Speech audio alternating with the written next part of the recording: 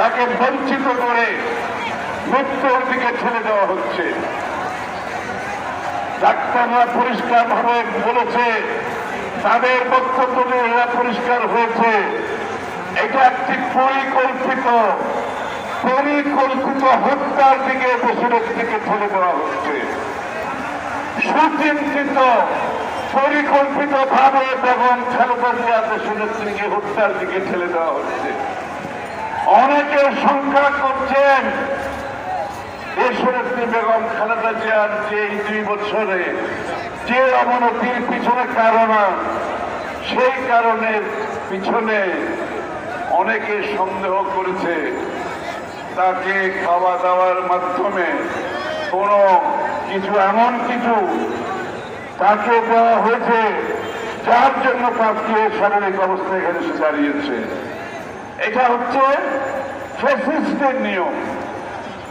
যেই দেশে ফ্যাসিস্টরা রাজত্ব করছে আপনারা দেখবেন সেই সমস্ত দেশে তাদের ফ্যাসিস্টের প্রথম কাজ হচ্ছে প্রতিপক্ষকে হত্যা করা, দ্বিতীয় কাজ হচ্ছে প্রতিপক্ষকে জেলে পাঠিয়ে দেওয়া, তৃতীয় কাজ হচ্ছে প্রতিপক্ষদের মিথ্যা মামলা নিয়ে জেলে পাঠিয়ে দেওয়া, তাদেরকে পুলিশের হেফাজতে হত্যা করা,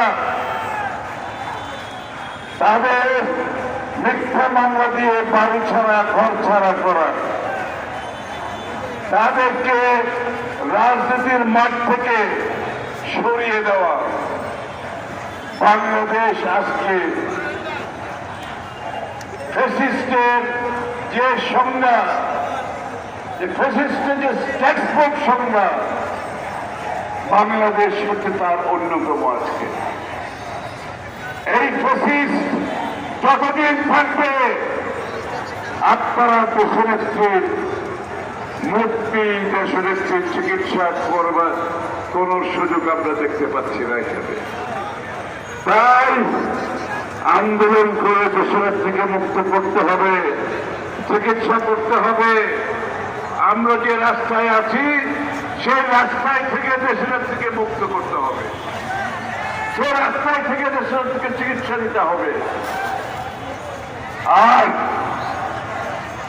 আমার একজন সহকর্মী বলেছেন, আওয়ামী লীগ নাকি বলেছে বিএনপি আলাপ সংলাপের শর্ত বন্ধ করেছে।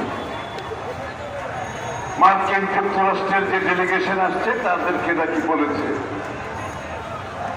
বিএনপি আলাপ সংলাপের পথ বন্ধ করার কোনো কারণ নাই। যদি আলাপ সংলাপ বাংলাদেশের মানুষের ভোটাধিকার নিরপেক্ষ সরকারের জন্য হয়ে থাকে, সেই সংলাপে বিএনপি সবসময় রাজি আছে। কিন্তু আওয়ামী লীগ কি আলাপ সংলাপে যাবে? যাবে না। আলাপ সংলাপে যাওয়ার অর্থ হলেও তাদেরকে সুষ্ঠু নিরপেক্ষ নির্বাচনের আলাপ সামনে নিয়ে আসতে হবে। সেদিকে তাদের যাওয়ার সুযোগ নাই।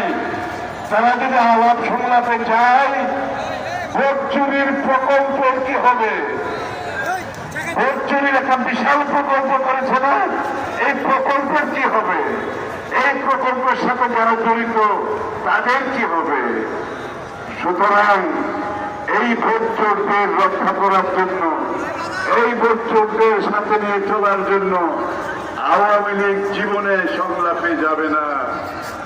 এই ভোট চুরির পথে আওয়ামী লীগকে চলতে হবে, যেটা এইবার বাংলাদেশের মানুষ তাদেরকে করতে দেবে না। তাই আসুন, একদিকে দেশনেত্রীকে মুক্ত করি, অন্যদিকে ভোট চোরদের বিতাড়িত করি। এই ভোট চোরদের বিতাড়িত না করলে শুধু দেশনেত্রী নয়, কারো জীবন রক্ষা হবে না, কারো জীবন রক্ষা হবে না। আজকে মোহাম্মদ শাহজাহান সহ কতজনকে? 17 জনকে, মোহাম্মদ শাহজাহান সহ 17 জনকে 5 বছরের কারাদণ্ড দিয়েছে, 4 বছরের কারাদণ্ড দিয়েছে। কেউ বাইরে থাকবে না, কেউ মুক্ত থাকবে না। এই ভোট চোরদের বিতাড়িত না করে সামনের দিকে এগিয়ে যাওয়ার কোনো সুযোগ নাই। তাই আসুন, যেই সংগ্রামে নেমেছি, যে আন্দোলনে নেমেছি, তারেক রহমান সাহেব রাস্তার ফয়সালার যে কথাটা বলেছে, সেই ফয়সালা ব্যতীত দেশনেত্রীও মুক্তি হবে না, বাংলাদেশও মুক্তি হবে না। আসুন, রাস্তায় ফয়সালা করে এদেরকে বিতাড়িত করে বাংলাদেশকে আগামী দিনের জন্য মুক্ত সমাজ, গণতন্ত্রের পথে ফিরিয়ে আনি। সবাইকে ধন্যবাদ। প্রিয় নেতৃবৃন্দ,